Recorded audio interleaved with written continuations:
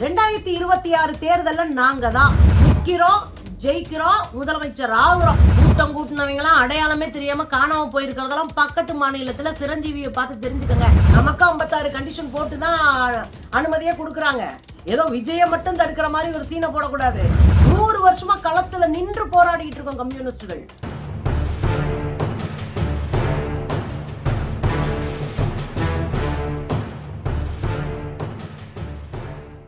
வணக்கம் தோழர்களே. கரடியே காரி துப்புன மொமெண்ட் கேள்விப்பட்டிருப்பீங்க. நம்ம அக்கா குஷ்புவே விஜய பார்த்து தம்பி போய் அரசியல் வரலாறுலாம் படிச்சுட்டு வந்து பேசு அப்படின்னு சொல்லி விட்டாங்க. ரொம்ப மனசே உடஞ்சு போயிருக்காரு அண்ணன் விஜய். அது பத்தாதுன்னு இன்றைக்கு உயர் நீதிமன்றத்துல போய் நாங்க போற பேரணிக்கெல்லாம் எங்களுக்கு பாரபட்சம் இல்லாம பட்டு பட்டு பட்டு பட்டுன்னு எங்களுக்கு ஓகே சொல்ற மாதிரி இந்த போலீஸ்காரங்களுக்கெல்லாம் ஒரு தீர்ப்பை வாசிச்சு விடுங்க யுவர் ஆனர் அப்படின்னு போக, அதோட மட்டும் இல்லாம அவசர வழக்காக இது விசாரிங்கன்னு சொல்ல உயர் நீதிமன்றம் தம்பி போயிட்டு நாளைக்கு வா அப்புறம் பாப்போம் அப்படின்னு புடனில் அடிச்சு பத்தி இருக்கு. ஆக எந்த பக்கம் போனாலும் அண்ணனுக்கு அடியாயிருக்கு. நமக்கே வருத்த வர அளவுக்கு அடி வாங்குறாருன்னா பாத்துக்கங்களேன் என்ன நடந்துட்டு இருக்கு தமிழ்நாட்டுல. 2026 தேர்தல்ல நாங்க தான் நிக்கிறோம், ஜெயிக்கிறோம், முதலமைச்சர் ஆகுறோம் அப்படின்னு ஒரு பக்கா பிளான் கனவுல உட்கார்ந்து இருக்கிறாரு அண்ணன் விஜய். அவர்களை வைத்து ஒரு கூட்டம் பிழைப்பு நடத்தி கொண்டிருக்கிறது. எனக்கு விஜய் வந்து விக்டிம் தாங்க. விஜய் வந்து விக்டிம். அவர் பாவம் பலிகடா, அவ்வளவுதான். அவர் மேல நம்ம கோபம் எல்லாம் கிடையாது. இன்னொரு விஷயம், ஜனநாயக நாட்டுல ஒரு கட்சி ஆரம்பிக்கிறது நம்ம எப்பவுமே தப்புன்னு சொல்ல மாட்டோம். ஜனநாயக நாட்டுல கட்சி ஆரம்பிக்கலாம், மக்களை பார்க்கலாம், மக்கள் ஏத்துக்கிட்டாங்கன்னா நீங்க அதிகாரத்துக்கு வரலாம், அதுல தப்பே கிடையாது. ஆனா திருச்சியில பண்ண கோல்மால் இருக்குல்ல, அந்த வேலையெல்லாம் விட்டுறணும். கூட்டம் கூட்டி காட்டுறது தேர்தல் ஆகாது. கூட்டம் கூட்டி காட்டினா ஓட்டாயிராது. இது பல உதாரணங்கள் நம்ம சொல்லிட்டோம். கூட்டம் கூட்டினவங்க எல்லாம் அடையாளமே தெரியாம காணாம போயிருக்கிறதெல்லாம் பக்கத்து மாநிலத்துல சிரஞ்சீவியை பார்த்து தெரிஞ்சுக்கங்க அப்படின்லாம் நம்ம சொல்லியிருக்கோம். இப்ப நமக்கு என்னன்னா, இந்த ரசிக மனப்பான்மையில ஒட்டச்சு காலி பண்ணி விஜய்க்கு வைத்திருந்த பேனரவே காலி பண்ணி அங்க பக்கத்துல ஒரு மரக்கடைக்காரருடைய அத்தனை பொருளையும் ஒட்டச்சு காலி பண்ணி போற வர இடத்துல ஃபுல்லா இருக்கிற தடுப்பு சுவர் எல்லாத்தையும் காலி பண்ணி இப்ப இதுக்கு பூரா யார் பதில் சொல்லுவா? இதெல்லாம் தண்டங்கட்டுறது யாரு? உண்மையிலேயே தமிழக வெற்றி கழகம் இதை எல்லாமே சீர்படுத்தி கொடுக்கணும். தமிழ்நாட்டுல ஒரே ஒரு நகரம் திருச்சி.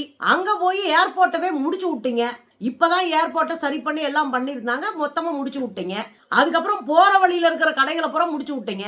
நாளைக்கு இன்னொரு இடத்துல நடக்க கூடாது அப்படின்னா இன்றைக்கு பொறுப்போடு அண்ணன் விஜய் அவர்கள் எவ்வளவு சேதாரம் வந்திருக்கோ, சேதாரப்பட்ட பொருள்கள் சொத்துகளுக்கான மதிப்பை நட்டையிட நீங்க கொடுத்துடணும். இதுவரைக்கும் நம்ம 100 மாநாடு நடத்திருக்கோம். ஒரு இடத்துல இப்படி பொது சொத்தை கேடு கேட்ட மாதிரி அடிச்சு உடைச்சு நாங்க வந்ததும் இல்ல, ஏறி குதிச்சதும் இல்ல.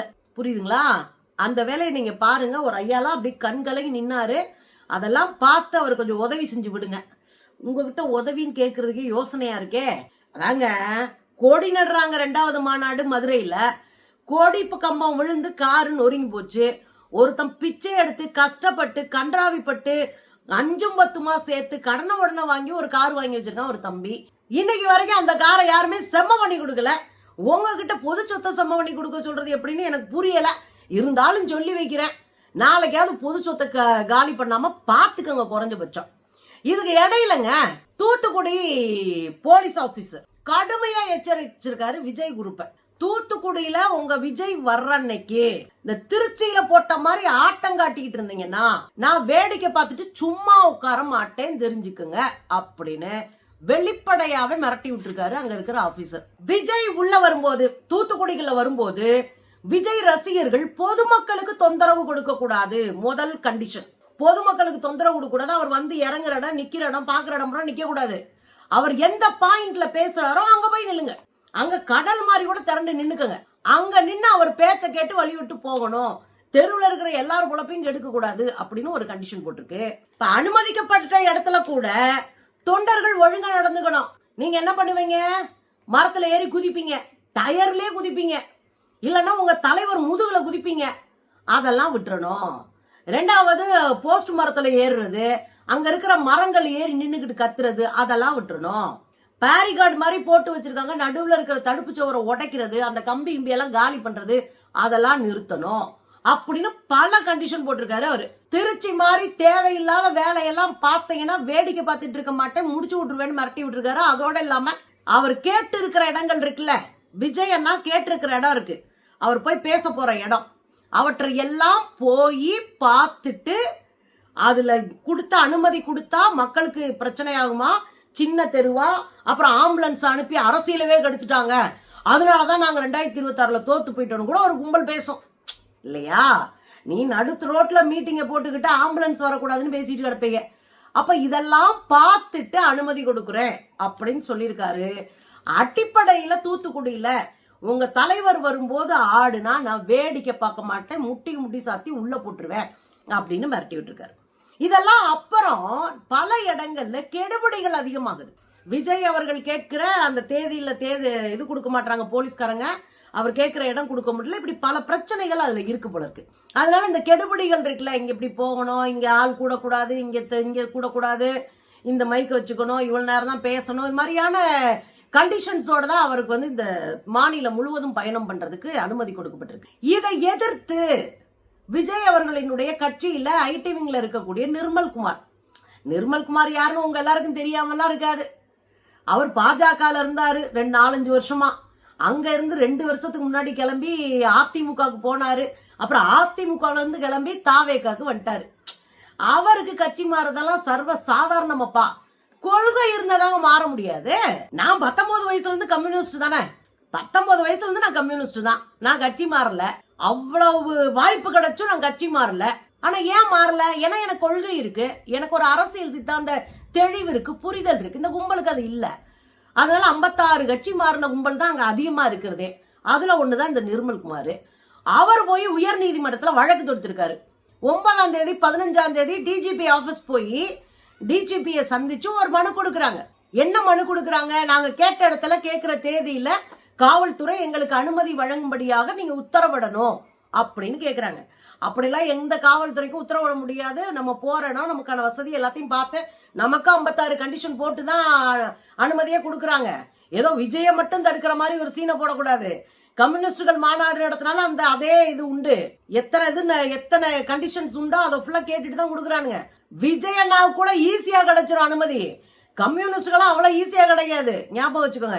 இத்தனைக்கு நாங்க மேல ஏறி தொங்க மாட்டோம், கீழே விழுந்து அடிபட மாட்டோம், இப்படி சுத்த மாட்டோம், அப்படி சுத்த மாட்டோம், ஓன்னு கத்திட்டு இருக்க மாட்டோம். கரெக்டா போனோமா, மாநாடு அட்டன் பண்ணோமா, வந்தோமா, சந்தோஷமா முழக்கம் போட்டோமான்னு வருவோம். எங்களுக்கே அனுமதி கொடுக்க மாட்டாங்க. இந்த சூழ்நிலை தான் 9ஆம் தேதி 15ஆம் தேதி போய் அனுமதி கேட்க அவர் பாக்குறேன்னு சொன்ன உடனே உயர்நீதிமன்றம் போயிட்டாங்க. இன்னைக்கு காலையில உயர்நீதிமன்றத்துல அந்த வழக்கு வருது. அவசர வழக்காக இந்த வழக்கை எடுத்துக்கோங்க, அவசர வழக்கா எடுத்து விவாதிச்சுட்டு விசாரிச்சுட்டு தமிழ்நாடு முழுவதும் இருக்கிற காவல்துறைக்கு நீங்க ஒரு உத்தரவிடணும். டிஜிபிக்கு உத்தரவிட்டீங்கன்னா அது தமிழ்நாடு முழுவதும் இருக்கிற காவல்துறைக்கு உத்தரவு போயிடும். டிஜிபிக்கு என்ன உத்தரவிடணுமா? நாங்கள் போகிற இடத்தெல்லாம் பாரபட்சம் இல்லாமல் எங்களுக்கு அனுமதி வழங்குவதற்கான இந்த வழக்கை உடனடி வழக்காக, அவசர வழக்காக நீங்கள் எடுத்து விசாரிக்கணும். அப்ப நீதிபதி சதீஷ்குமார் அவர்கள் என்ன சொல்லிட்டாரு? தம்பி கொஞ்சம் ஓரமா போய் உட்காரு, ரொம்ப கதறாத, மெதுவா வா, நாளைக்கு போயிட்டு வா. அவ்வளவு அவசர வழக்காலாம் இந்த வழக்கை விசாரிக்க முடியாது. இது ஒன்றும் அப்படியே அறுத்து தள்ளுற அவசர வழக்கெல்லாம் கிடையாது. அதனால நீங்க போயிட்டு வாங்க தம்பி, நாளைக்கு வரட்டும், நம்பர் போடுவோம், அதுக்கப்புறம் நீங்க பேசுங்க, அப்புறம் நல்லது கெட்டதை பேசிப்போம் அப்படின்னு பக்குவமா சொல்லி அனுப்பி விட்டாராம் நீதிபதி. அது வேற கதறிட்டு கிடக்கு இந்த கும்பல். அது என்னன்னாங்க, ஒரே நாள்ல எல்லாத்தையும் திட்டிச்சிடணும்னு நினைக்கிறாங்க பாரு. 100 ஆண்டு வரலாறு இருக்கு இங்க பின்னாடி. 100 வருஷமா களத்துல நின்று போராடிட்டு இருக்கோம் கம்யூனிஸ்டுகள். இவ்வளவு அராஜகம் பண்ணிக்கிட்டு இவ்வளவு தூரம் இது பண்ணிக்கிட்டுலாம் நாங்க போய் கேட்டது கூட இல்லைங்க. எல்லாத்துக்கும் சட்ட போராட்டம் நடத்துற நாங்கள் அவசர வழக்காக எங்களுக்கு அப்படின்லாம் நாங்க எந்த இடத்துலயும் போய் நின்னதே இல்லை. 30 வருஷமா போராடி கூட பல பழங்குடியினர் வழக்குகளை வென்றெடுத்தவர்கள் கம்யூனிஸ்டுகள். அதனால கொஞ்சம் பொறுமையா போங்க தம்பி அப்படின்னு அட்வைஸ் பண்ணிருக்காரு. அதுவே பாவம், என்னையா முதல்ல அடி விழுகுதே, முதுகுல அடி விழுமோ அப்படின்னு பயந்துருக்கிறாங்க.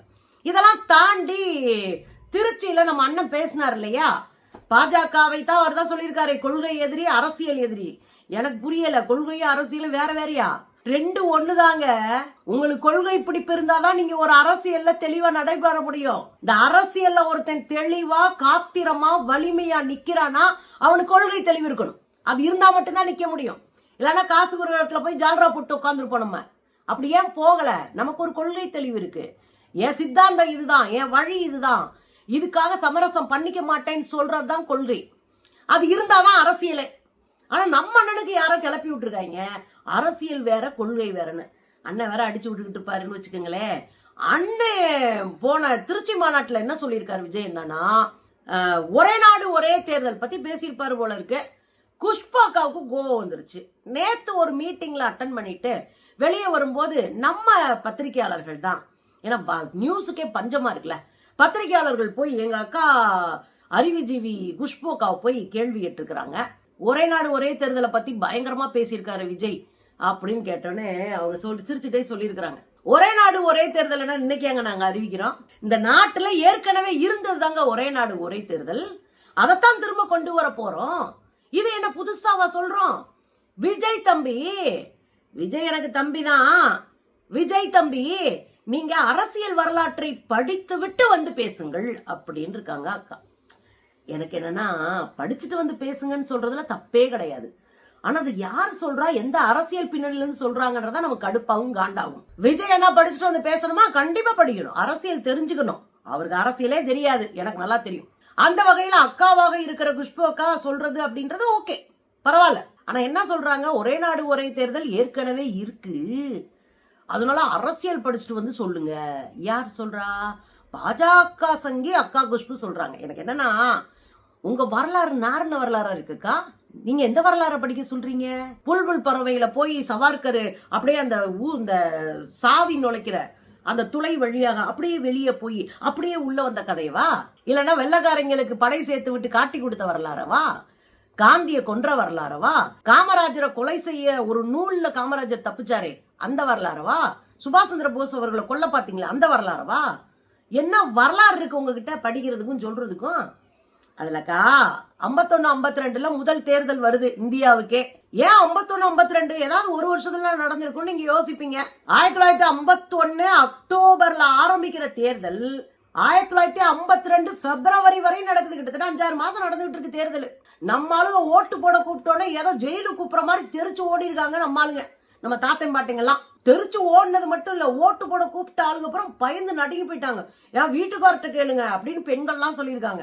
அதை புரிய வைக்கிறதுக்கே நேரு நொந்து நூடுல்ஸ் ஆயிருக்காரு. எப்பா நீ யாருக்காவது போடு, இப்படி குத்தி ஒரு சீலை போடு, நீ யாருக்கு வேணாலும் போட்டுக்க, ஆனா ஓட்டு போட பழகு, இது ஒரு ஜனநாயக குடியரசினுடைய அடிப்படை உரிமை அப்படின்னு அந்த பரப்புரை பிரச்சாரத்தை செஞ்சது. அங்க போய் மக்கள் தொகையை கணக்கெடுத்தலாம் வேற லெவல் கதைங்க. அப்ப முதல் தேர்தல் இந்தியா முழுவதும் ஒரு 6 மாசத்துக்கு மேல நடந்துச்சு. அதுக்கப்புறம் வந்த தேர்தல் அப்பப்ப நடந்துட்டே இருந்தது. 57க்கு பிறகு 67க்கு பிறகு இந்தியால 2 மாநிலங்களுக்கு வேற காலத்திலையும் மத்தியில வேற காலத்திலையும் நடக்க ஆரம்பிச்சது. அது காரணம் பல இருக்கு. இடைத்தேர்தல்கள் பல வருது. அதுக்கப்புறம் நிறைய மாநில அரசுகள் டிஸ்மிஸ் பண்ணப்பட்டது காங்கிரஸ் காலத்துல. எல்லாமே நடந்து அப்படியே மாறி போச்சுன்னு வச்சுக்கோங்களேன். இப்ப லெகுவானது என்ன? என் மாநிலத்துல ஒரு தேர்தல் அப்படின்றது எனக்கு லெகுவானது. அதுக்கு தான் நான் கூடுதல் கான்சென்ட்ரேஷன் பண்ணுவேன். ஏன் ஊரு ஏன் பொழப்பு அப்படின்றதுக்காக கூடுதல் கவனம் செலுத்தி நாங்க அதுல ஓட்டு வாங்கி நல்ல மனுஷங்களை கொண்டு வரணும் நாங்க முயற்சி பண்ணுவோம். ஆனா நீங்க என்ன பண்ணுவீங்க?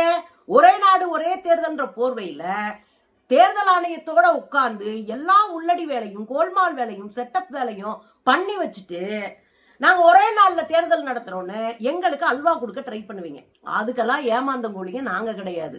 2வது விஷயம், உங்களுக்கு தேவைப்படுற ஊர்ல தேர்தலை 5 கட்டமா நடத்துவீங்க, 9 கட்டமா நடத்துவீங்க, 26 கட்டமா நடத்துவீங்க. ஏன்னா நீங்க தெருவா போய் பிரச்சாரம் பண்ணி ஜெயிக்கணும்னு முடிவு பண்ணிட்டீங்கன்னா பல கட்டங்கள்ல நடந்துகிட்டே இருக்கும். ஆனா தமிழ்நாடு மாதிரியான மிகப்பெரிய மாநிலங்கள்ல ஒரே கட்டத்தில் நடத்தி முடிப்பீங்க. ஏன்? எங்களை மூச்சு விடக்கூடாது, எங்களை பேசி விட்டுறக்கூடாது, எங்கால யோசிச்சிடக்கூடாது, ஒரு சின்ன இது வந்துடக்கூடாது அப்படின்னு ஓட்ட புடுங்கிறதுக்கு, ஓட்ட பிச்சை எடுக்கிறதுக்கு, ஓட்ட பொறுக்கிறதுக்கு இந்த அயோக்கியத்தனத்தை நீங்க சேர்த்து செய்வீங்க. இதுல தேர்தல் ஒன்னா வந்துருச்சுன்னா என்ன பண்ணுவீங்க? மொத்தமா முடிச்சு விட்டுட்டு டிக்ளேர் பண்ணிட்டு போவீங்க. அதுக்கெல்லாம் நாங்க ஆள் கிடையாதுங்கக்கா. அண்ணன் விஜய் போய் படிச்சுட்டு வரட்டும், அதெல்லாம் நமக்கு பிரச்சனையே கிடையாது. அதை விட நீங்க படிங்க எந்த கட்சியில இருக்கீங்கன்னு, சரிங்களா? எனக்கு என்ன கவலை? அண்ணன் தலையெடுத்து அப்படி வராரு, மக்கள் கொண்டாடுறாங்க, பிரச்சனையே கிடையாது. இது ஜனநாயக நாடு. திரும்ப திரும்ப சொல்றேன், அரசியல் படிச்சுக்கோங்க. ஒருவேளை உங்க மேல இருக்கிற லவ்ல அப்படியே தள்ளிட்டோன்னு கூட வச்சுக்கோங்களேன், ஒன்னும் தெரியாத குழந்தை கையில எதையாவது கொடுத்தோம்னா அது ஆபத்தா போயிடும். விஜய்க்கு அடிப்படை அரசியல் தெரியல, அவர்கிட்ட அதிகாரத்தை கொடுத்தோம்னா அது எவ்வளவு பெரிய ஆபத்து. குழந்தை கையில கத்தியா கொடுக்குற மாதிரி அது நாட்டவே முடிச்சு விட்டுரும். அப்ப அரசியல் தெரிஞ்சவங்க கையில கிடைக்கிற கத்தி பயிற்சி எடுத்துக்கிட்டவன் வச்சிருக்கிற கத்தி மாதிரி அது எதிரிய மட்டும்தான் கூர்ப்பா இருக்கும். எந்த இடத்துல சண்டை போடணும்னு தெரியும். சரிங்களா? அதை கத்துக்கங்கன்னு தான் நம்ம சொல்றோம். மற்றபடி விஜய் அடி வாங்குறது நமக்கு வருத்தம் தான்ப்பா.